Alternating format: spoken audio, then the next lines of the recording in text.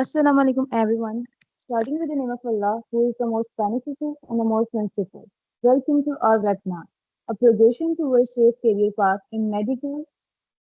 This is Alishka Rani from International Islamic University, Islamabad, serving as a director team administration, and I'm thrilled to be your host for today's webinar. Today's webinar is conducted by IIUI chapter. Our speaker for today's webinar is Mr. Hamad Ali, who is the aspiring medical professional and proud recipient of the prestigious Take Bristol Scholarship, currently studying medicine MBBS at the Sivas Jamhuriyat University. We are honored to have with us.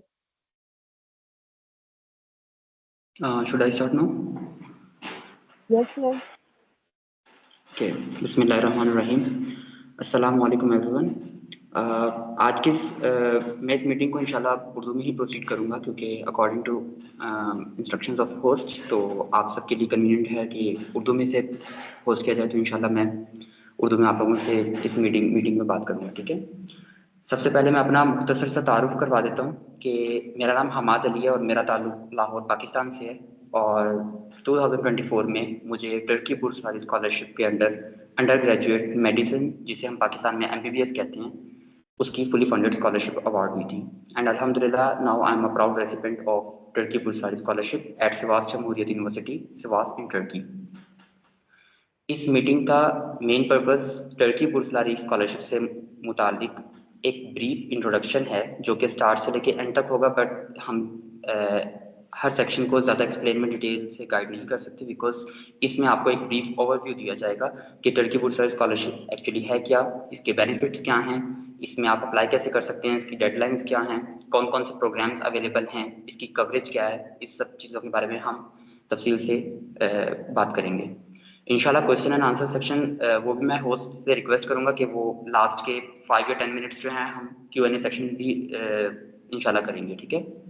So first of all, Turkey Burslari scholarship Turkish government की तरफ से international students को दी जाने वाली fully funded scholarship है जो कि हर साल जनवरी 10 को ओपन होती है और फरवरी 20 को क्लोज होती है. ये इसकी फिक्स डेट है. हर साल कोई भी डेट में रद्दोबदल या तब्दीलियां नहीं होती. 10 जनवरी को इस स्कॉलरशिप की जो एप्लीकेशंस हैं वो ओपन हो जाती हैं और 20 फरवरी को क्लोज हो जाती हैं. इस स्कॉलरशिप के अंदर bachelors, masters and PhD and post doctorate, जिसे हम रिसर्च स्कॉलरशिप भी कहते हैं, ये सब डिग्रीज अवेलेबल होती हैं, यानी आप इनमें अप्लाई कर सकते हैं. अगर हम प्रोग्राम्स की बात करें कि प्रोग्राम्स कौन कौन से होते हैं, तो 99% प्रोग्राम्स इस स्कॉलरशिप में कवर्ड होते हैं. वो बेशक फिर मेडिसिन या मेडिकल साइंसेज से रिलेटेड हो, आर्ट्स या ह्यूमैनिटीज़ हो, लॉ हो या कंप्यूटर साइंसेज या इंजीनियरिंग प्रोग्राम्स हो, इसमें 99% प्रोग्राम्स कवर्ड होते हैं. मीन्स कि आप किसी भी प्रोग्राम में, आपका कोई भी मेजर है, आप अप्लाई कर सकते हैं. अब हम बात कर लेते हैं कि स्कॉलरशिप्स में इसकी कवरेज क्या है, यानी कि आपको क्या क्या अवार्ड किया जाता है. आप जिस मर्जी लेवल ऑफ डिग्री के लिए अप्लाई कर रहे हैं, बेशक आप BS के लिए अप्लाई कर रहे हैं, MS के लिए, PhD के लिए, आपको फुली फंडेड स्कॉलरशिप ही ऑफर होती है. मीन्स कि इसमें पार्शियल फंडेड नहीं होती. ऐसा नहीं होता कि अगर आपकी प्रोफाइल इतनी अच्छी नहीं है तो आपको पार्शियल फंडेड दे दी जाएगी. आपको हमेशा फुली फंडेड ही स्कॉलरशिप अवार्ड होती है अगर होगी तो. इसकी स्कॉलरशिप की कवरेज में सबसे पहले आपकी ट्यूशन फीस, यानी कि आप जिस यूनिवर्सिटी में आपको स्कॉलरशिप मिल रही है, आपको उस यूनिवर्सिटी की फीस पे नहीं करनी होगी. आपको फुली फंडेड, यानी कि फुली फंडेड के अंदर इंक्लूड है कि ट्यूशन फीस आपकी नहीं होगी. आपकी जो डॉर्मेट्री होती है, यानी जहां आप रहेंगे, जिसे हम पाकिस्तान में हॉस्टल भी कहते हैं, तो आपके हॉस्टल की कोई भी फी नहीं होगी और आपके जो खाने पीने के एक्सपेंसेस हैं वो भी नहीं होंगे. यानी कि डॉर्मेट्री में आपको रिहाइश भी मिलेगी और खाना भी मिलेगा. उसके बाद थर्ड नंबर पे आपकी फ्लाइट टिकट जो होती है, यानी आपको 2 फ्लाइट टिकट्स दी जाती हैं. एक जब आप पाकिस्तान से यहाँ आएंगे और एक जब आप अपनी डिग्री कंप्लीट करके यहाँ से वापस जाएंगे. आपको 2 दफ़ा टिकट्स दी जाएंगी फ्री ऑफ कॉस्ट. ठीक है. उसके बाद हेल्थ इंश्योरेंस जो है वो इसमें कवर्ड होती है. आपको कोई भी हेल्थ इंश्योरेंस की फी पे नहीं करनी होती. यूजुअली जब हम कहीं भी वीज़ा अप्लाई करते हैं किसी भी कंट्री के लिए, तो आपको उसकी हेल्थ इंश्योरेंस की फी पे करनी होती है. तो इस स्कॉलरशिप में वो भी कवर्ड है. इसके बाद हमारे पास आ जाता है इसका स्टाइपेंड. आपको मंथली स्टाइपेंड दिया जाता है जिसे हम वजीफा कहते हैं या स्कॉलरशिप मनी आप इसे कह सकते हैं, और ये वेरी करता है डिग्रीज के अकॉर्डिंग. बैचलर या अंडर ग्रेजुएट स्टूडेंट्स को 3500 तुर्किश लीरा मिलते हैं। अभी तुर्किश लीरा का रेट जो है वो तकरीबन 8 पॉइंट समथिंग चल रहा है पाकिस्तानी रुपीस के, means 1 Turkish lira is equal to 8 point something Pakistani rupees. तो आप कह सकते हैं कि बैचलर्स लेवल यानी अंडर ग्रेजुएट लेवल पे आपको 30,000 PKR आपको अवार्ड किए जाते हैं। मास्टर्स लेवल पे 5,000 तुर्किश लीरा जो कि अप्रॉक्सीमेटली 45,000 पाकिस्तानी रुपीस बनते हैं, और PhD लेवल पे आपको 6500 लीरा जो कि पाकिस्तानी अप्रॉक्सीमेटली 60,000 रुपीस बनते हैं, वो आपको यहाँ पे मिलते हैं। उसके बाद वीज़ा फीस आपको नहीं पे करनी होती। जब आप वीज़ा के लिए जाते हैं तो नॉर्मली आजकल जो टर्की का जो स्टूडेंट वीज़ा होता है उसकी फ़ीस 54,000 रुपीज़ है, जो कि आजकल चल रही है। आपको वो भी पे नहीं करनी होती, आपकी तुर्की बुर्सलारी आपको वो भी फंड करती है। इसके बाद लास्ट चीज़ जो कि इसमें कवरेज में इंक्लूड होती है, वो आपको यहाँ पे पढ़ने पर जो अगर आप कोई भी अचीवमेंट कर रहे हैं यानी आपके मार्क्स ग्रेड्स अच्छे आ रहे हैं तो आपकी स्कॉलरशिप इंक्रीज भी हो जाती है। ठीक है, ये इसका एक बहुत अच्छा बेनिफिट है टर्की बुर्सलारी स्कॉलरशिप का, कि अगर आपका जीपीए अच्छा, इनका एक जीपीए की लिमिट होती है, अगर आपने वो जीपीए स्कोर कर लिया है तो आपका स्टाइपेंड डबल हो जाता है। तो इन सिंपल वर्ड्स आपका A to Z हर जो आपका एक्सपेंस होता है वो टर्की बुर्सलारी जो है वो उसे कवर करती है।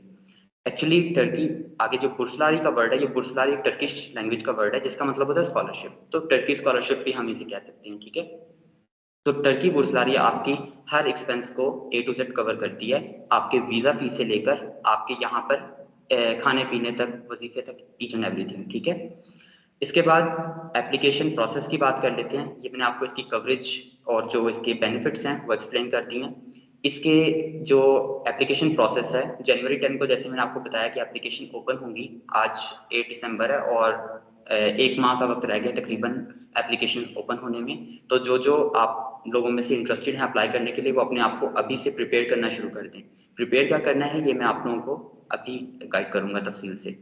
इसका एप्लीकेशन प्रोसेस ऐसे होता है कि आप जब जनवरी में अप्लाई करते हैं, जनवरी से फरवरी के बीच के एप्लीकेशन ड्यूरेशन पीरियड के अंदर जब आप इसमें अप्लाई कर देते हैं तो उसके बाद आपकी एप्लीकेशन एवोल्यूशन प्रोसेस में चली जाती है। Evaluation process March, April and May, ये 3 मंथ्स पर मुश्तमिल होता है। 3 मंथ्स तक तमाम इंटरनेशनल स्टूडेंट्स जो कि खाली पाकिस्तान से नहीं पूरी दुनिया से अप्लाई कर रहे होते हैं, उनकी एप्लीकेशंस इवेल्युएट होती हैं। इवेल्युएट होने के बाद आप लोगों को इंटरव्यू की मेल्स आती हैं। अब इंटरव्यू की मेल्स हर किसी को नहीं आती। अगर पाकिस्तान से 10,000 15,000 बच्चों ने अप्लाई किया है तो हर किसी को इंटरव्यू की मेल नहीं आती।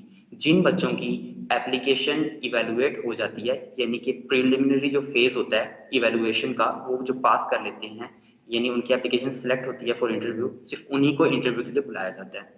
इंटरव्यू फेस टू फेस होता है पाकिस्तान के अंदर। पाकिस्तान में आमतौर पे 3 जो मेजर सिटीज हैं, इस्लामाबाद, लाहौर और कराची, इन 3 सिटीज में इंटरव्यूज कंडक्ट होते हैं और ये जून के महीने में आमतौर पे कंडक्ट होते हैं। दिस ईयर 2024 में जून के फर्स्ट वीक में ही कंडक्ट हुए थे। मेरा इंटरव्यू भी जून के फर्स्ट वीक में हुआ था। तो मोस्टली जून के मंथ में पाकिस्तान में इंटरव्यूज हो जाते हैं। उसके बाद जिन स्टूडेंट्स के इंटरव्यूज होते हैं, जिनको इंटरव्यू की मेल नहीं आई, वो इसी फेज से रिजेक्ट हो जाते हैं, मीन्स के उनको आगे कोई होप नहीं रखनी चाहिए। लेकिन जिनका इंटरव्यू की मेल आई है वो स्टूडेंट्स फिर वेट करते हैं जुलाई का, जून और जुलाई का पूरा मंथ गुजारने के बाद अगस्त के फर्स्ट वीक या सेकेंड वीक में फाइनल एक्सेप्टेंसेस की मेल आती है। अब ऐसा नहीं होता कि जितने बच्चे स्टूडेंट या जितने स्टूडेंट्स जो हैं वो इंटरव्यू के लिए सिलेक्ट हुए थे वो सब के सब ही फाइनल एक्सेप्टेंस के लिए भी सिलेक्ट होंगे, ऐसा नहीं होता। अगर इंटरव्यू 200 बच्चों ने दिया है तो तकरीबन 150 बच्चे जो हैं वो फाइनल एक्सेप्टेंस में सिलेक्ट होते हैं। तो इसलिए बहुत कॉम्पिटेटिव स्कॉलरशिप है। ऑब्वियसली स्कॉलरशिप्स सभी कॉम्पिटेटिव होती हैं, लेकिन टर्की बुर्सलारी जो है वो कुछ ज़्यादा ही एक्स्ट्राऑर्डिनरी कॉम्पिटेटिव है। ये आप लोगों को बिल्कुल भी डराने के लिए नहीं कह रहा, ये एक रियलिटी है। इस ईयर 2024 के जो स्टैट्स हैं, पाकिस्तान से तकरीबन अप्रॉक्सीमेटली 20,000 स्टूडेंट्स ने अप्लाई किया था, 20,000 बच्चों ने, और तकरीबन 200 स्टूडेंट्स को इंटरव्यू की मेल आई थी और 200 में से 140 फाइनल सिलेक्शन हुई हैं और 140 में बैचलर, मास्टर और पीएचडी तीनों कैटेगरीज के स्टूडेंट्स इंक्लूड थे।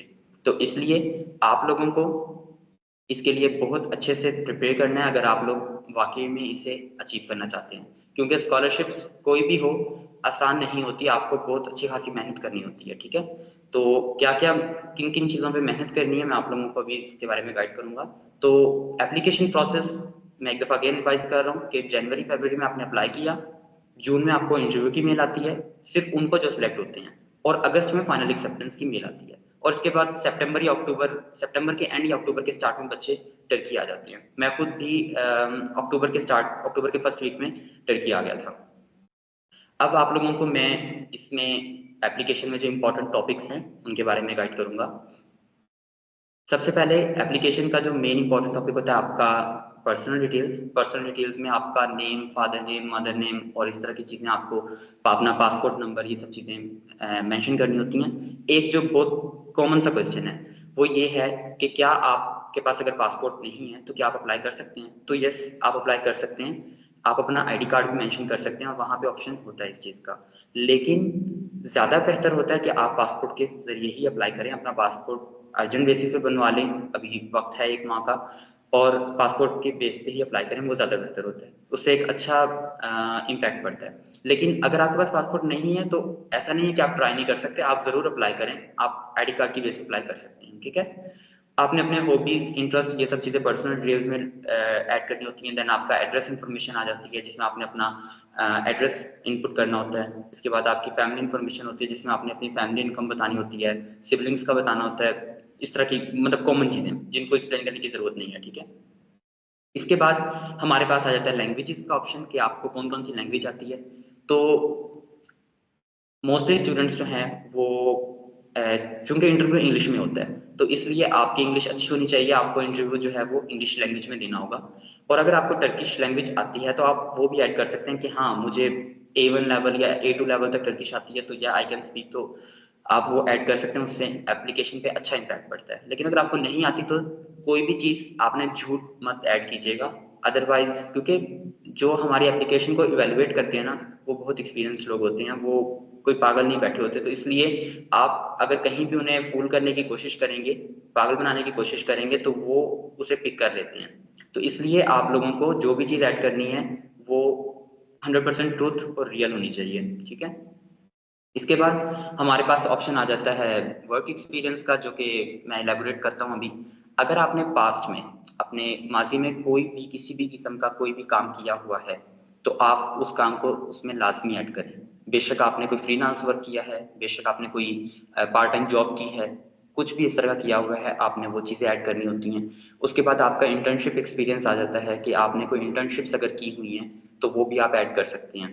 अब इसमें एक मोस्ट कॉमन क्वेश्चन होता है कि जो स्टूडेंट्स अंडर ग्रेजुएट यानी बैचलर्स के लिए अप्लाई कर रहे हैं, वो इंटर्नशिप एक्सपीरियंस या वर्क एक्सपीरियंस कहाँ से लेकर लें? क्योंकि एफएससी के लेवल पे, यानी जो हमारा हाई स्कूल होता है 11th एंड 12th ग्रेड, उस लेवल पे हमारे पास इतनी अपॉर्चुनिटीज़ नहीं होती कि हम इंटर्नशिप कर सकें ये सब। क्योंकि जो मास्टर के पीएचडी के होते हैं उन्होंने अच्छी खासी इंटर्नशिप्स की होती हैं, अगर करने वाले हों, क्योंकि उनके पास मौके होते हैं, अपॉर्चुनिटीज़ होती हैं। बट बैचलर लेवल जो हाई स्कूल से अभी फारिग हुए हैं, उनके पास इतनी खास अपॉर्चुनिटीज़ नहीं होती। तो आप लोगों को ऑब्वियसली एक्सप्लोर तो करनी पड़ेंगी, क्योंकि मेरे पास खुद भी 3 इंटर्नशिप एक्सपीरियंसेस थे और 2 वर्क एक्सपीरियंसेस। तो ऑब्वियसली अगर मैं गेन कर सकता हूँ तो आप भी कर सकते हैं। वे मैं आपको बता देता हूँ कि कैसे करना है। आप अपने इर्द-गिर्द अपनी कम्युनिटी के अंदर कोई भी एनजीओ जॉइन कर लें, वहाँ पे आप इंटर्नशिप कर सकते हैं। कोई साइंस कम्युनिटी जॉइन कर लें, वहाँ कर सकते हैं। इवन आजकल ऑनलाइन इंटर्नशिप्स भी की जा सकती हैं काफ़ी, अगर आप एक्सप्लोर करें तो इंशाल्लाह आपको मिल जाएँगी। इसके बाद एकेडमिक्स की बात करें अगर हम, तो एकेडमिक्स एक ऐसा पोर्शन है जिसमें अक्सर स्टूडेंट्स कंफ्यूज होते हैं। तो आप लोगों को बता दूं कि एकेडमिक्स में आपने अगर अंडर ग्रेजुएट के लिए अप्लाई करना है, अंडर ग्रेजुएट यानी बैचलर्स के लिए, तो आपके पास 70% मिनिमम हाई स्कूल में आपके मार्क्स होने चाहिए। 70% इज द मिनिमम क्राइटेरिया।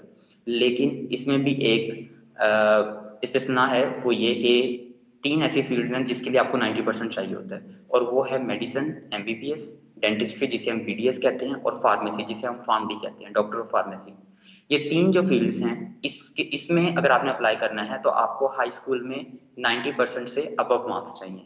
और अगर आपने इनके अलावा किसी भी फील्ड में अप्लाई करना है तो आपको 70% चाहिए।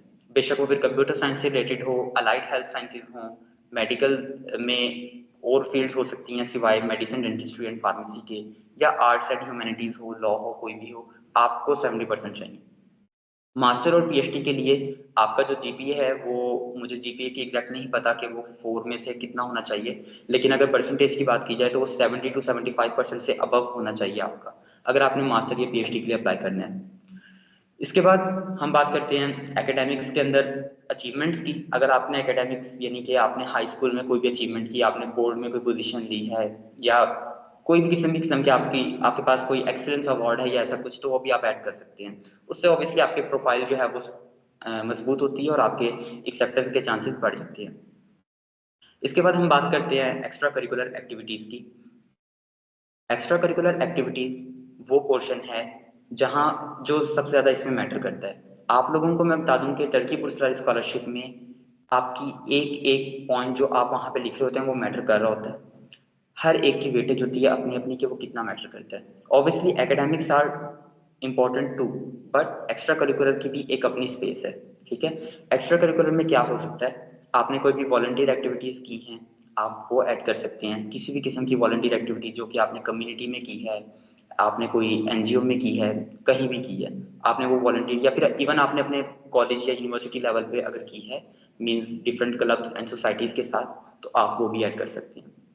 उसके बाद आपके सर्टिफिकेट्स आ जाते हैं। आपने कहीं भी कोई अचीवमेंट गेन की थी, जैसे कि आपने कोई कंपटीशन विन किया है या आपने कोई कोर्स कंप्लीट किया है, तो अगर आपके पास उसका सर्टिफिकेट यानी कि एज अ प्रूफ आपके पास अगर अवेलेबल है, तो आप उसे भी ऐड कर सकते हैं।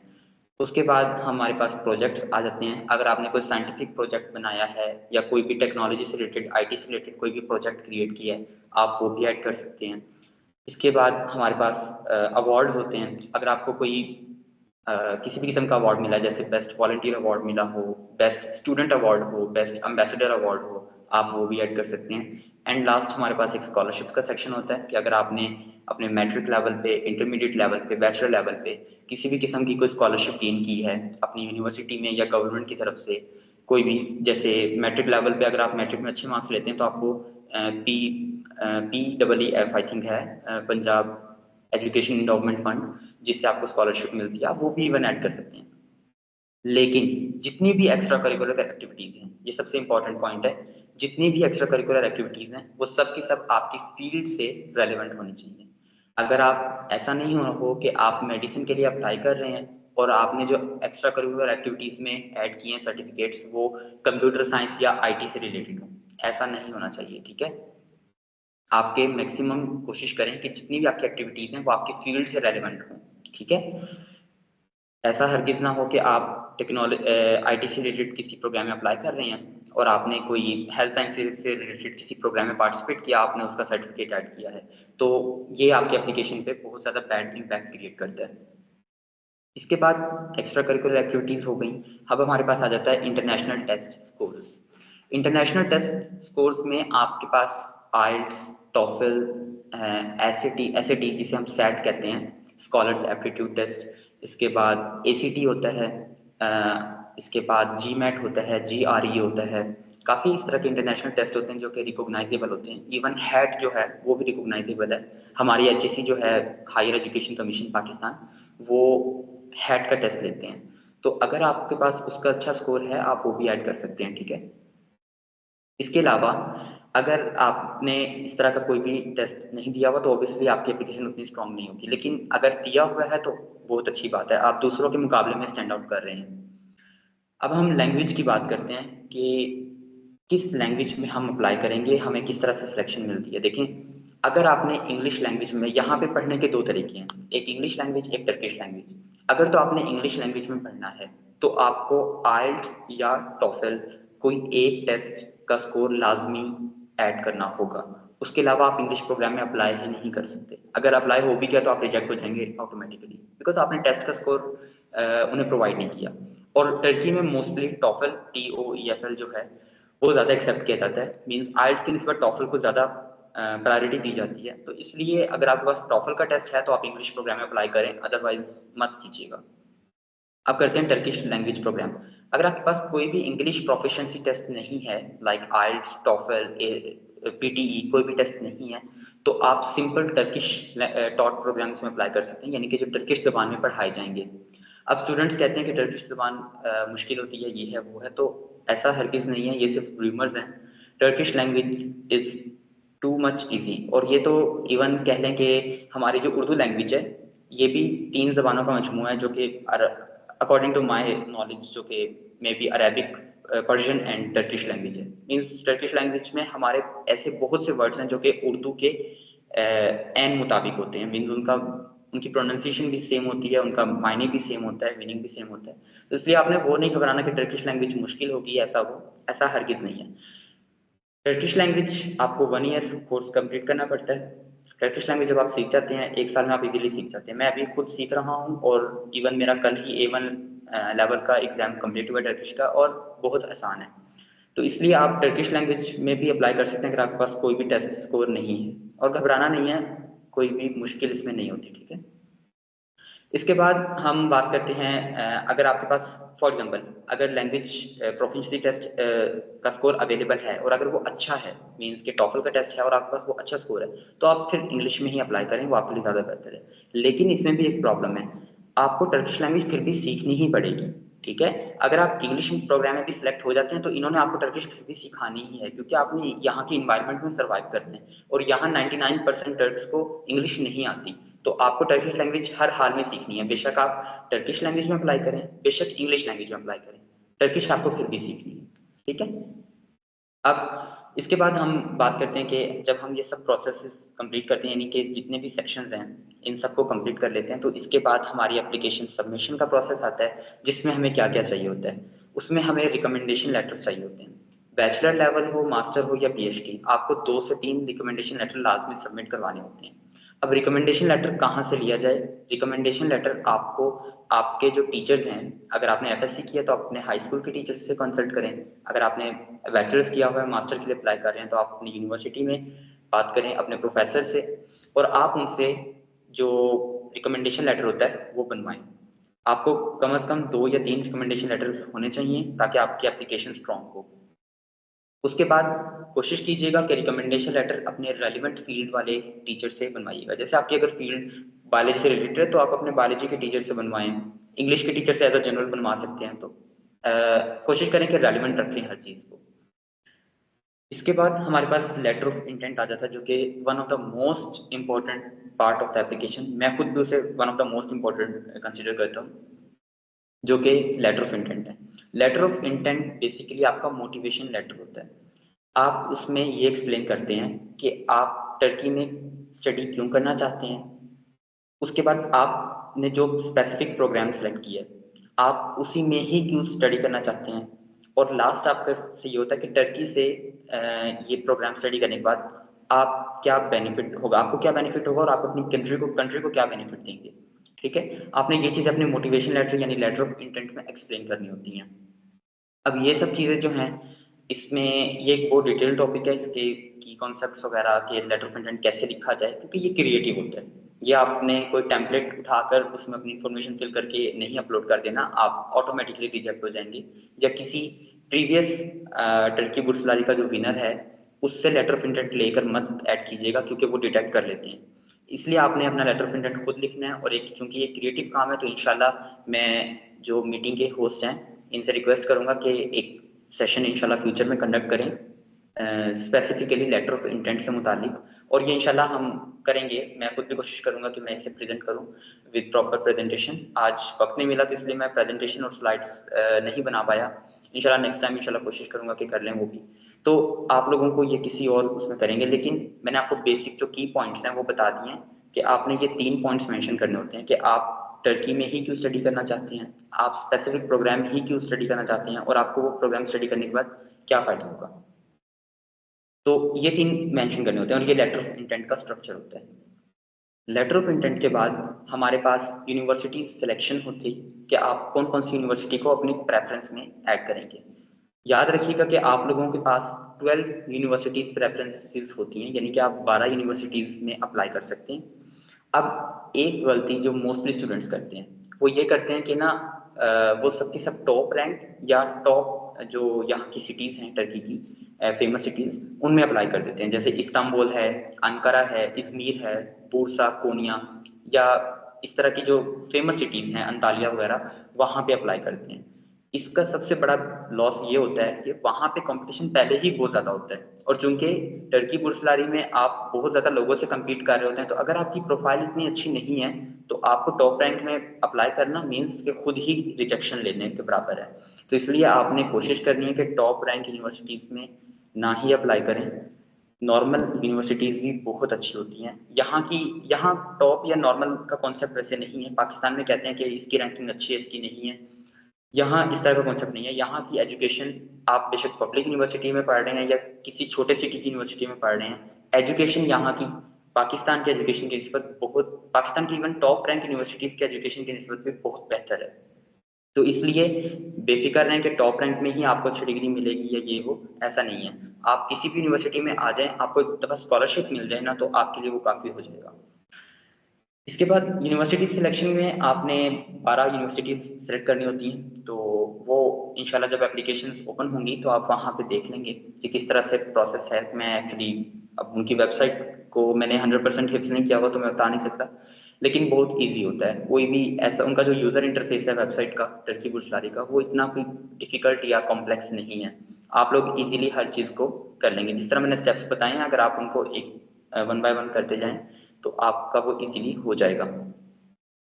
इसके बाद हम बात करते हैं जो इंटरव्यू लोकेशन होती है। आपने इंटरव्यू लोकेशन भी इवन सेलेक्ट करनी होती है at the time of application.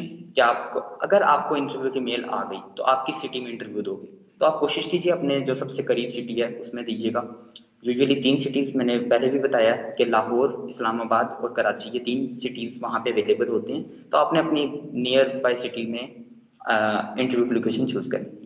And then finally अल्लाह का नाम लेके, अच्छी उम्मीद लगा के, पेरेंट्स की दुआएं लें और बिस्मिल्लाह करके अप्लाई कर दीजिएगा। ठीक है, ये हमारा A to Z whole application procedure था जो कि मैंने आपको बताया है। अब मैं आपको कुछ ऐसी टिप्स और सजेशंस जो कि मैंने पर्सनली जो है वो एक्सपीरियंस किए हैं, वो मैं आप लोगों को बता देता हूँ। सबसे पहले आपने फील्ड्स में जब अप्लाई करना है तो ये मत कीजिएगा कि आप, प्रेफरेंसेस होती हैं आपकी फील्ड्स की कि आप किस फील्ड में अप्लाई कर रहे हो, तो ऐसा हरगिज़ मत कीजिएगा कि आप नंबर 1 प्रेफरेंस में अगर आप कंप्यूटर साइंस सेलेक्ट कर रहे हैं तो नंबर 2 प्रेफरेंस में आप साइकोलॉजी सेलेक्ट कर लें और नंबर 3 में आप लॉ कर लें और नंबर 4 में कंप्यूटर साइंस कर लें। ऐसा हरगिज़ मत कीजिएगा, क्योंकि जब आप लेटर ऑफ इंटेंट लिखते हैं ना, तो आपने अपना बताना होता है कि आप इस स्पेसिफिक फील्ड को क्यों पढ़ना चाहते हैं। अब अगर आपकी स्पेसिफिक फील्ड ही 4-5 हों, तो आप कैसे एक्सप्लेन करेंगे कि आपका किस में इंटरेस्ट है, किस में पैशन है, क्या करना चाहते हैं? आप नहीं एक्सप्लेन कर सकते 4-5 फील्ड्स को। तो अक्सर स्टूडेंट्स, एक स्टूडेंट था, वो मुझे जब मेरी एक्सेप्टेंस हो गई थी तो मुझे कहा था कि मैंने भी टर्की बुर्सलारी में अप्लाई किया था लेकिन मुझे एक्सेप्टेंस नहीं आई, तो आप मेरी एप्लीकेशन को एक दफ़ा देख लें, तो मुझे बता दें क्या इंप्रूवमेंट करनी चाहिए ताकि मैं नेक्स्ट ईयर अप्लाई करूँ। और मैंने उसकी एप्लीकेशन जब देखी तो उसकी जो प्रेफरेंसेस थी ना, तो उसमें उसने नंबर 1 पे लॉ में अप्लाई किया हुआ था, नंबर 2 में पॉलिटिकल साइंस में अप्लाई किया हुआ था, नंबर 3 में उसने जो है बिल्कुल ऑपोजिट यू टर्न लेकर कंप्यूटर साइंस में अप्लाई किया है, और नंबर 4 के अंदर उसने और ज़्यादा यू टर्न ले लिया और उसने साइकोलॉजी में अप्लाई किया हुआ था। उसकी ये प्रेफरेंसेस थी। तो ऐसी प्रेफरेंसेस में हमेशा उसकी रिजेक्शन ही होगी, एक्सेप्टेंस के चांसेस बिल्कुल ज़ीरो हैं। तो आपने कोशिश करना कि एक प्रेफ़रेंस सेलेक्ट करें। वैसे आपके पास मल्टीपल ऑप्शन होते हैं कि आप अगर करना चाहते हैं, आप कर सकते हैं। आप मेडिसिन के अलावा डेंटिस्ट्री भी सेलेक्ट कर लो, फार्मेसी कर लो, क्योंकि वो रेलेवेंट हैं। लेकिन मेरी एडवाइस यही है, मेरी सजेशन यही है अकॉर्डिंग टू माय एक्सपीरियंस, कि आप एक ही फ़ील्ड को अप्लाई कीजिएगा, उसी को सेलेक्ट करके।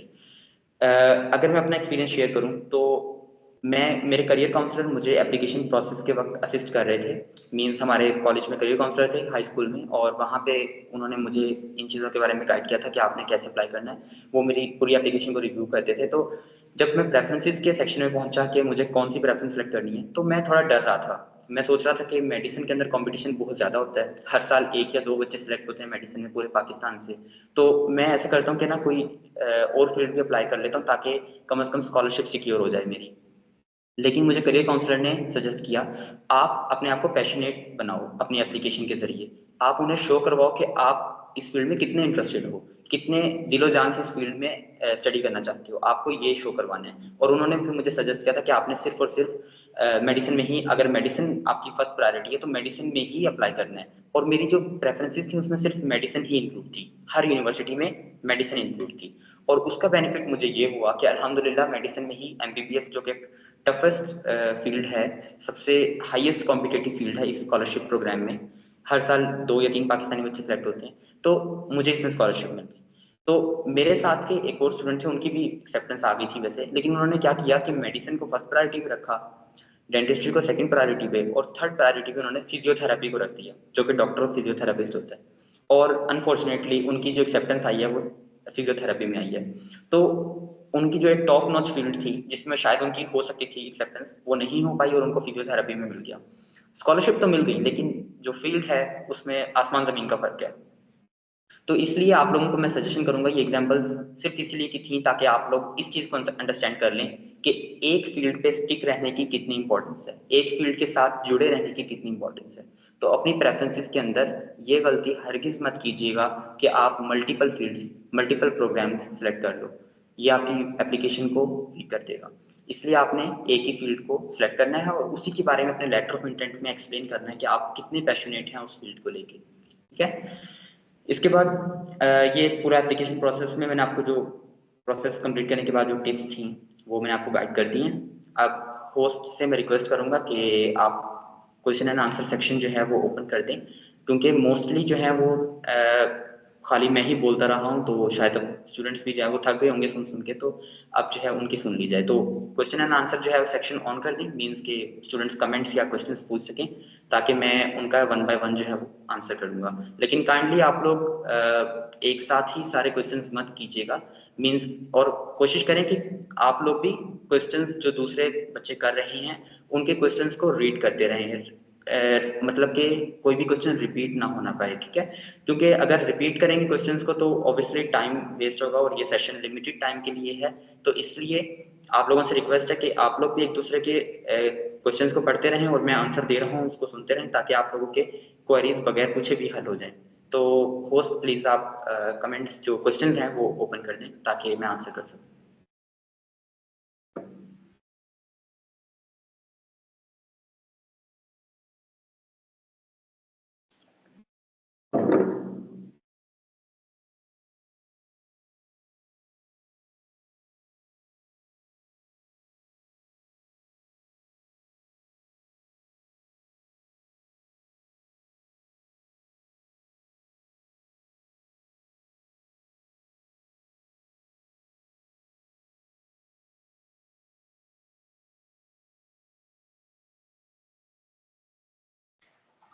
Host, are you there?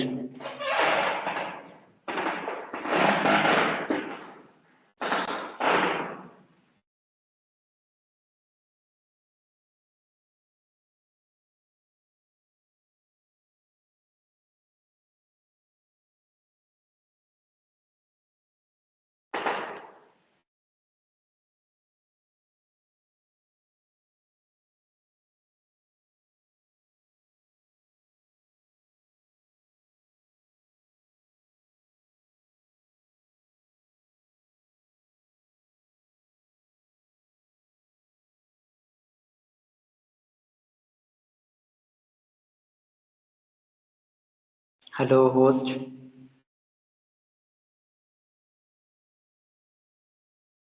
Miss Arishba, where are you?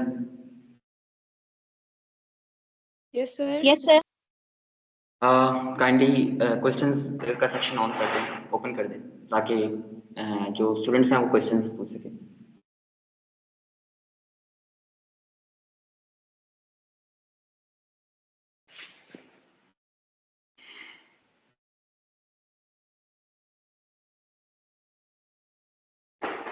Everyone, Google form is shared in the chat box. Check the chat box and fill the Google form for your certificates.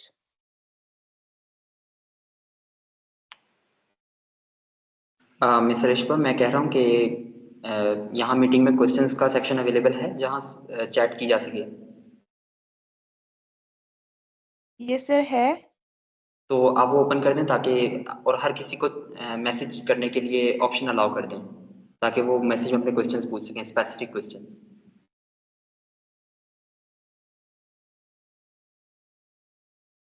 Sir on है। On है? Okay, let me join the chat.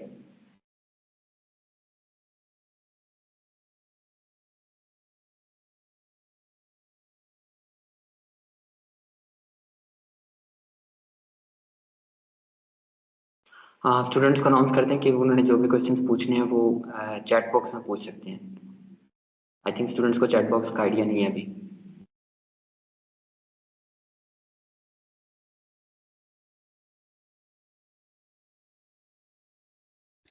Please, everyone, in case of any query, feel free to raise your hand or ask any question in the WhatsApp group.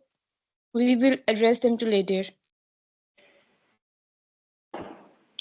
या आप ऐसा करें, जो hand raise कर रहे हैं उन्हें उनका माइक अलाउ कर दें। सर वो मिस अलीशा करेंगी, वो उनके पास है authority. Okay miss Alisha, please जो लोग हैंड रेज कर रहे हैं उनको वन बाय वन अलाउ कर दें माइक, ताकि वो क्वेश्चन पूछ सकें अपने। Sure sir.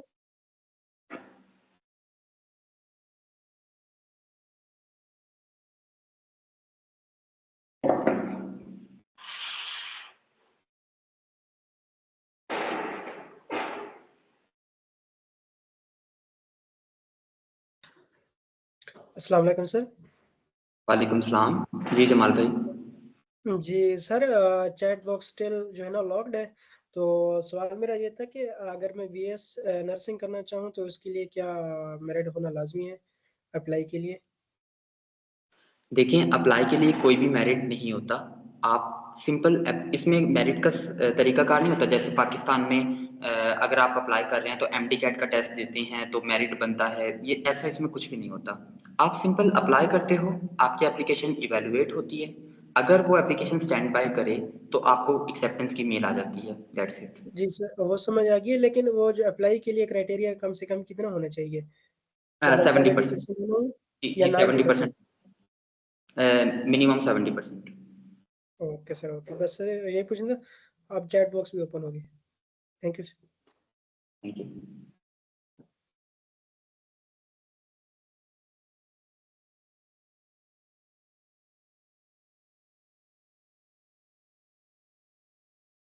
Okay, there is a question.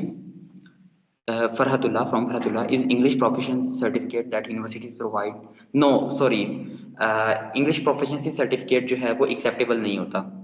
International accepted test जो कि IELTS या TOEFL होता है वही आपको acceptable होगा। इसके अलावा मेरी प्रोफाइल कैसे डिफरेंट थी, तो आई थिंक ये जो टॉपिक है एक सेपरेट टॉपिक है। अब अभी मैं जनरल डिस्कशन के लिए हूँ कि एप्लीकेशन क्राइटेरिया क्या है, मतलब एक ओवरव्यू दे रहा हूँ। तो इसमें मेरी पर्सनल जो एप्लीकेशन है वो आई थिंक डिस्कस नहीं की जानी चाहिए। मैं इंशाल्लाह शायद फिर कभी करेंगे।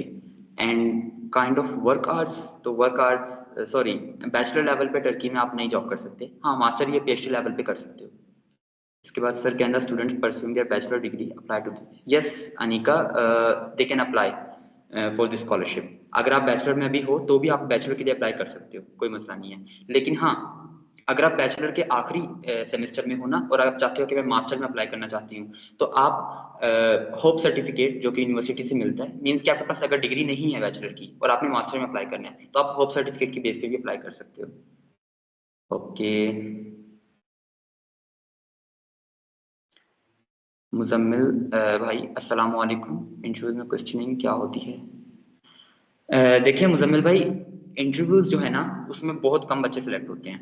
और जब इंटरव्यूज में सिलेक्शन आती है ना, तो हमारे टर्की में ऐसे बहुत से अच्छे अच्छे लोग हैं जो कि पाकिस्तानी बच्चों को इंटरव्यूज के लिए पर्सनली गाइड करते हैं। तो अभी आप इंटरव्यू की टेंशन बिल्कुल भी ना लें, क्योंकि इंटरव्यू की जो टाइम है वो बहुत वक्त बाकी है। अभी तो एप्लीकेशन भी नहीं ओपन हुई। तो जब एप्लीकेशन ओपन होंगी, इंटरव्यू की सिलेक्शन होंगी, तब आप अप्लाई कर सकते हो। सॉरी, तब आप इस बारे में क्वेश्चन कर सकते हो कि क्या इंटरव्यू के क्वेश्चंस हैं। लेकिन अभी इंटरव्यू को छोड़ दें, अभी आप अपनी एप्लीकेशन पे फोकस करें। इसके बाद अरीशा बहन का सवाल है, इज ओनली सर्टिफाइड स्किल मेंशनेबल और only certificates along with tasks are acceptable? Certified, I can't get your question actually, please repeat it and elaborate it too. उसके बाद Zebi Tiger, sir what about marks? I don't no आप कौन से marks की बात कर रहे हैं, आप हाई स्कूल की बात कर रहे हैं क्या? सॉरी, अगर आप लोगों ने क्वेश्चंस करने हैं तो प्लीज डिटेल में टाइप कीजिए, ठीक है? सर वो पूछना था कि जो है ना अप्लाई की डेट कब से शुरू है? मैंने स्टार्ट में बताया था जनवरी 10, 10 जनवरी से लेकर कब तक चलेगी? 20 फरवरी तक। चलो ठीक। Okay, Hamza bhai, if you are in first semester, can we apply? Yeah, you can apply for bachelor obviously. Kashaf बहन का सवाल है, can I apply in exchange program in Turkey? Exchange program के लिए मल्टीपल ऑप्शन होते हैं, मुझे उनका इतना आइडिया नहीं है। ये स्कॉलरशिप जो है वो फुल टाइम स्टडी के लिए होती है, तो एक्सचेंज इसमें अवेलेबल नहीं होता, ये फुल टाइम स्टडी होती है। उसके बाद मोहम्मद भाई का सवाल है certificate link, I don't know about this, ये होस्ट को पता है। इसके बाद how much percentage required in FSc, मैंने आपको ये पहले गाइड किया है। मेडिसिन, डेंटिस्ट्री और फार्मेसी, इनमें अप्लाई करने के लिए 90% चाहिए, और अगर आपने इनमें अप्लाई नहीं करना तो आप किसी भी फील्ड में अप्लाई करो, 70% चाहिए, ठीक है। इसके बाद अरीशा बहन का सवाल है, जिस एक्सपीरियंस स्किल एक्सेट्रा को हमारे पास सर्टिफाइड ना हो वो काम नहीं हो, ठीक है। या certificate proof is mandatory, volunteer activities में सर्टिफिकेट प्रूफ जो है वो नहीं देना होता, लेकिन जो सर्टिफिकेट्स का ऑप्शन होता है अवार्ड का, प्रोजेक्ट्स का, वहां पे सर्टिफिकेट मेंशन करना लाजमी होता है। इसके बाद 90% फॉर एमबीबीएस या 90% रिक्वायर्ड फॉर एमबीबीएस मिनिमम।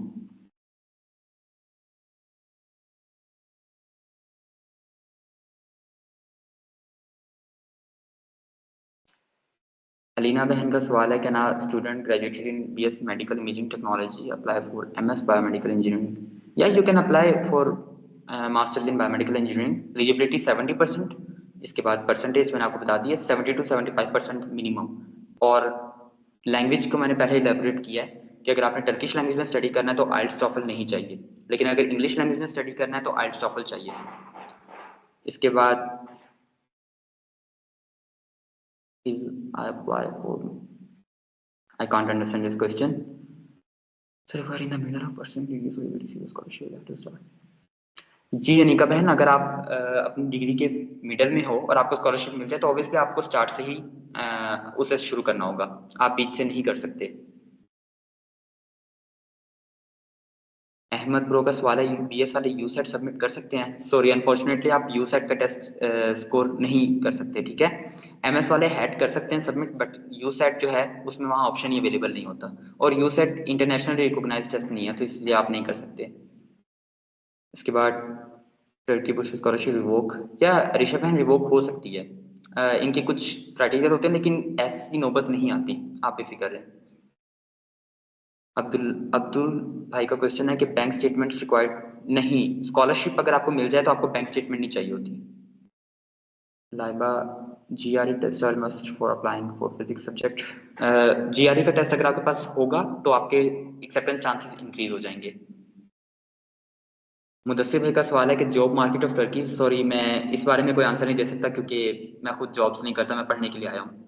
इसके बाद अरीशा बहन का सवाल है 3.61 CGPA is enough for MS English proficiency certificate? जी आपका जीपीए बहुत अच्छा है मास्टर्स के लिए। इसके बाद इंग्लिश प्रोफिशिएंसी सर्टिफिकेट एक्सेप्टेबल नहीं है आइल्स की जगह, आपको आइल्स या टॉफल ही चाहिए। एप्लीकेशन में आइल्स चाहिए अप्लाई करने के बाद, आइल्स अप्लाई करने के बाद आप आइल्स नहीं कर सकते मोहम्मद भाई। लाइबा बहन का सवाल है रिसर्च पेपर, अच्छा अगर आपने रिसर्च कोई की हुई है ना, वैसे मुझे इतना आइडिया नहीं क्योंकि मैं अंडर ग्रेजुएट का स्टूडेंट हूँ खुद भी, तो ऑब्वियसली मैंने इन चीज़ों को अभी फेस नहीं किया, रिसर्च पब्लिकेशन जो भी होता है इतना आइडिया नहीं है मुझे, लेकिन या अगर आपके पास होगा तो ऑब्वियसली आपकी एप्लीकेशन स्ट्रॉन्ग हो जाएगी, बट मस्ट है या नहीं, आई थिंक नहीं। रीशा बहन का सवाल है क्राइटेरिया क्या रिवोक होने के लिए? देखिए आप एक्सेप्ट हो जाएं पहले, रिवोक होने की टेंशन आप बाद में लीजिएगा, तो अभी जो क्वेश्चंस रेलेवेंट हैं वो कीजिए प्लीज। लेटर ऑफ इंटेंट इंशाल्लाह नेक्स्ट सेशन में।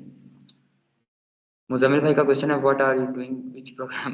Actually I am doing MBBS under Turkey Bulsari scholarship. MBBS को टर्की में मेडिसिन कहा जाता है, लेकिन पाकिस्तान इंडिया में से एमबीबीएस कहते हैं, तो फॉर योर ईज एमबीबीएस आप कह सकते हैं।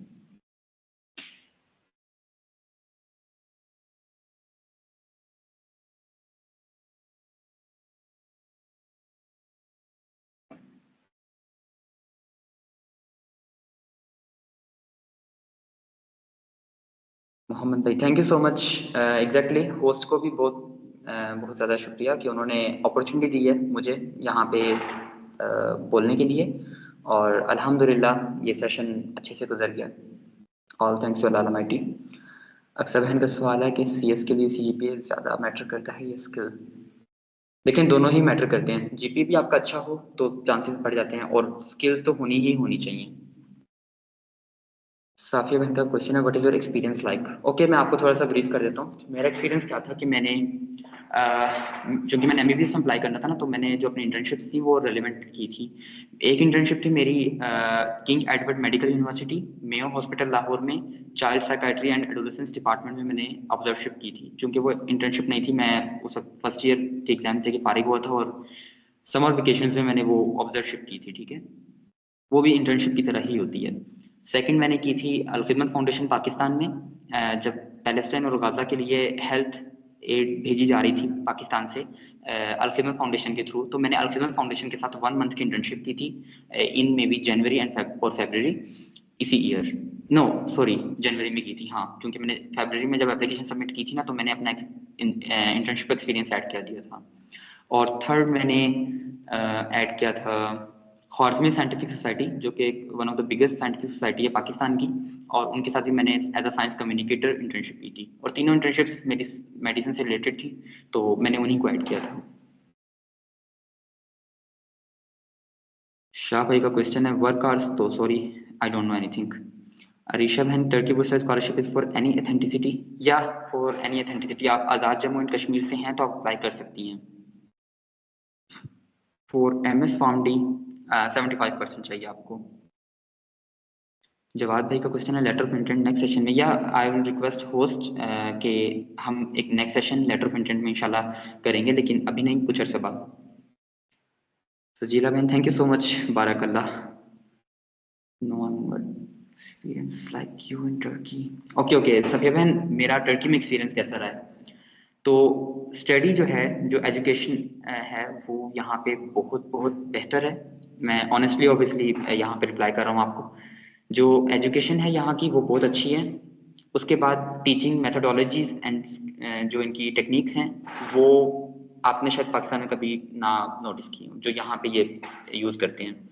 इसके अलावा अगर आप सोशल एक्सपीरियंस की बात करें, तो टर्किश लोग मीडियोकर लेवल के हैं, मीन्स के ना तो इतने अनॉयड हैं, ना ही इतने हॉस्पिटेबल हैं, मीन्स के नॉर्मल हैं। कुछ आपको अच्छे लोग मिलेंगे, कुछ आपको इतने अच्छे नहीं भी मिलेंगे, अगर हम सोशल एक्सपीरियंस की बात करें। और अगर हम बात करें यहाँ पे रहने की, खाने की वगैरह किस तरह की, तो वो सब चीज़ें नॉर्मल है। ठीक है, मसाला नहीं होता यहाँ का खानों में, जो कि एक मेरे लिए बैड इम्पैक्ट है, क्योंकि मैं स्पाइसी चीज़ों का आदी था, और यहाँ मुझे फीकी चीज़ें खानी पड़ती हैं, तो लेकिन आप यूज टू हो जाएंगे इन चीज़ों के।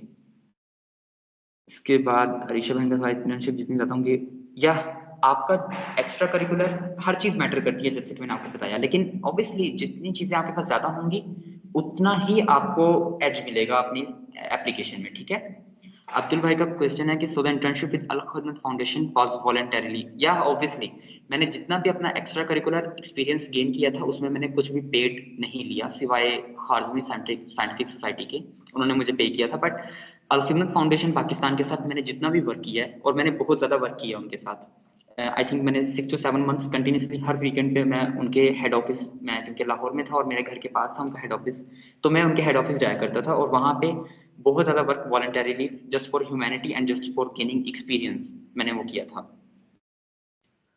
ओके, अरीशा बहन का सवाल है, इंटर्नशिप इररिलेवेंट टू फील्ड? नहीं, ये आपकी एप्लीकेशन को इवन बैड इम्पैक्ट क्रिएट करेंगी। अगर इररिलेवेंट है तो फायदा नहीं है। जवाद भाई का गुड सेशन ओवरऑल, या thank you so much for joining this session.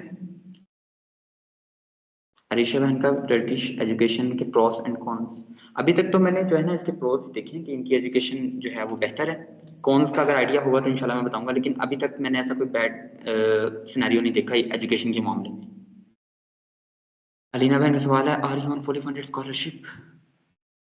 जी, मैं फुली फंडेड स्कॉलरशिप पे हूँ एमबीबीएस प्रोग्राम में, और आराम से एक स्टूडेंट मैनेज कर सकता है अपने एक्सपेंसेस। देखिए, आपको हर चीज़ तो मिल रही है इसके अंदर, आपको रिहाइश, खाना, आने जाने की टिकट, और ट्यूशन फीस, रहने का खर्चा, सब चीज़ें मिल रही हैं आपको। तो आपको, और ऊपर से स्टाइपेंड भी मिल रहा है। अगर आप स्टाइपेंड सेव करना चाहें, आप स्टाइपेंड सेव भी कर सकते हैं, आपका कोई इतना खास खर्चा नहीं होता।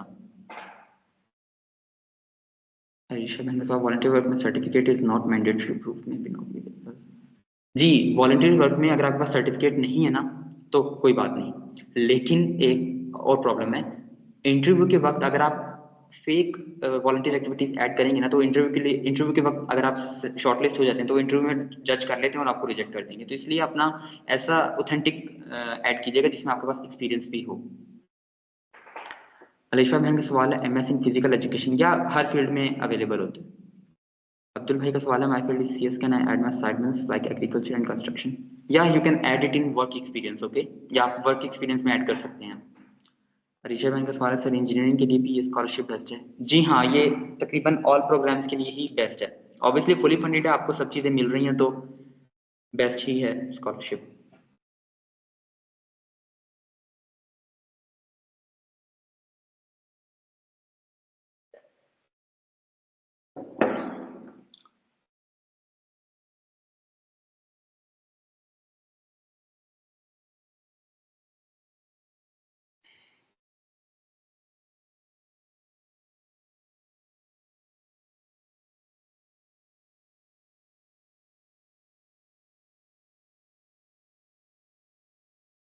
मुजम्मिल भाई स्टाइपेंड जो है ना वो अब मुझे मिल रहा है 3500 तुर्किश लिरा, जो कि पाकिस्तान के अप्रोक्सीमेटली 30 या 31,000 रुपीज बनते हैं, और इसमें आप इजीली अपने हर एक्सपेंस को मैनेज कर सकते हैं। अरीशा बहन sir letter of motivation ChatGPT से हेल्प ले सकते हैं? देखें, अगर आपने चैट जीपीटी का यूज किया ना एप्लीकेशन के किसी भी हिस्से में तो आप 100% रिजेक्ट होंगे, ठीक है। ये मैं इतने कॉन्फिडेंस के साथ इसलिए कह रहा हूँ क्योंकि इन लोगों के पास ऑटोमेटिक एक आई थिंक कोई एक्सटेंशन वगैरह इनेबल्ड होती है कि ये जो भी डिटेक्ट करते हैं ना कि इसमें प्लेजरिज्म है तो वो उसे उसी वक्त ऑटोमेटिक रिजेक्ट कर देते हैं, वो एप्लीकेशन शॉर्टलिस्ट नहीं होती। तो इसलिए आप लोग चैट जीपीटी का यूज मत कीजिएगा, नहीं तो आप चांस को खो बैठोगे। यूनिवर्सिटी का सालिया बहन देखिए, आपने जब प्रेफरेंसेस सिलेक्ट करते हैं ना यूनिवर्सिटी की कि ये आपकी फर्स्ट नंबर पे प्रेफरेंस है, ये सेकंड नंबर पे है, ये थर्ड नंबर पे यूनिवर्सिटी, तो आपको उन्हीं में से किसी एक यूनिवर्सिटी में स्कॉलरशिप मिलती है, ठीक है। आपको वो लोग अपनी मर्जी से, यानी कि आपने 10 यूनिवर्सिटी सिलेक्ट की हैं तो आपको 10 में से किसी एक में दे देंगे, लेकिन यूनिवर्सिटीज आप अपनी मर्जी से सिलेक्ट करते हो। हमाद भाई का सवाल है how you gonna apply for Turkey Stipendium? I can't get your question. Alia बहन का सवाल है मैं फार्मेसी डिपार्टमेंट से हूँ, अप्लाई कर सकते हैं क्या? जी, आप 5th सेमेस्टर से हैं तो आपको अगेन बैचलर डिग्री स्टार्ट करनी होगी अगर आपने अप्लाई करना है, ठीक है। बीच में आप कंटिन्यू कर सकते हैं, या तो आप अपनी डिग्री को कंप्लीट करो और मास्टर्स में अप्लाई करो, या आप अपनी बैचलर डिग्री अगेन स्टार्ट करो। लेकिन इसमें एज लिमिट भी होती है, आप 21 ईयर्स ओल्ड होने के बाद जो है ना बैचलर में अप्लाई नहीं कर सकते। शामिक सर मैं 7th सेमेस्टर में अप्लाई कर सकते हैं अभी? जी, आप अप्लाई कर सकते हैं। ऐसे करें अपनी यूनिवर्सिटी से होप सर्टिफिकेट बनवा लें, या होप लेटर जिसे कहते हैं, और उसमें मेंशन होगा कि आपकी डिग्री कब तक एंड हो जाएगी, तो आप अप्लाई कर सकते हो। राफिया बहन का क्वेश्चन है स्कॉलरशिप इतनी इनफ होती है? जी जी, फी तो आपको देनी नहीं होती, वो आपको वैसे आपकी मतलब आपके बिहाफ पे स्कॉलरशिप पे कर रही होती है, और आपके मंथली एक्सपेंसेस भी नहीं होते। जस्ट आपको जो स्टाइपेंड मिलता है वो आप अगर अपने कहीं घूमने जा रहे हो या कुछ बाहर से खाने जा रहे हो तो आप वो उस पर स्पेंड कर सकते हो। अब्दुल भाई का क्वेश्चन है थैंक यू। हाँ, I am so grateful for guiding you, और इंशाल्लाह फ्यूचर में भी इंशाल्लाह करते रहेंगे। Thank you so much for joining. Anika बहन का क्वेश्चन है sir is it possible cities अच्छी? नहीं अनिका बहन, आप नहीं कर सकते ट्रांसफर। क्रेडिट आवर्स का कॉन्सेप्ट यहाँ पे थोड़ा डिफरेंट है। आप पाकिस्तानी यूनिवर्सिटीज के क्रेडिट आवर्स, बेशक वो लम्स है, नस्ट है, फास्ट है, कोई भी यूनिवर्सिटी है, आप उसके क्रेडिट आवर्स नहीं कर सकते transfer. Shamik sir language proficiency certificate चाहिए? इसके बारे में मैं पहले गाइड कर चुका हूँ। अगर आपने टर्किश लैंग्वेज में अप्लाई करना है तो नहीं चाहिए, इंग्लिश में अप्लाई करना है तो आईएलटीएस या टॉफल चाहिए। अरीशा बहन का डुओलिंगो चल जाता है? नहीं, यहाँ डुओलिंगो एक्सेप्ट नहीं करते, यहाँ लोगों को पता भी नहीं है, मींस यहाँ की जो यूनिवर्सिटीज है पता भी नहीं है कि डुओलिंगो क्या होता है, तो इसलिए यहाँ डुओलिंगो की कोई वैल्यू नहीं है। मुजम्मिल भाई का क्वेश्चन है हाँ आमीन बारकल्लाह, और अल्लाह पाक आपको भी कामयाबियाँ दे। अगर आप लोग अप्लाई कर रहे हो, प्लान कर रहे हो अप्लाई करने के लिए, तो अल्लाह ताला आप लोगों को एक्सेप्टेंस के मकाम तक पहुँचाए, खैर खैरियत से यहाँ लेकर आए, आमीन। मचोप्रिक भाई I'm 2. ईशा भाई पीटीई चल जाता है, नहीं कुछ यूनिवर्सिटी सिलेक्ट करती हैं, एक्सेप्ट करती हैं पीटीई को, बट मोस्टली टॉफल एक्सेप्ट किया जाता है. अनिका बहन का क्वेश्चन है, thanks a lot, welcome, thank you for joining.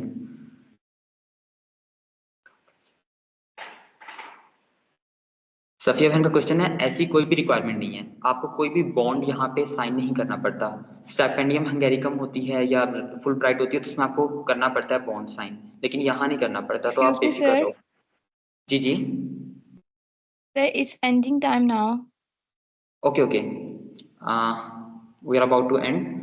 आप Yes, लोगों sir. को और कोई I'm क्वेश्चन है तो इंशाल्लाह telling हम you. ग्रुप में, ओके ओके, In हम ग्रुप closing, में I had like to extend our deepest gratitude to our speaker for sharing his wealth of knowledge and valuable insight with us today. We are truly grateful for the guidance that you have provided. Thank you for the taking out time for us out of your busy schedule. I'm also thankful to the societies involved in the conducting today's webinar. With heartfelt gratitude, we draw the curtains on today's enlightening session. We eagerly anticipate the pleasure of your company in the future. Until we meet again, may you remain safe and well. Allah Hafiz, sir. आमीन. अल्लाह हाफिज, अल्लाह हाफिज students. Hafiz.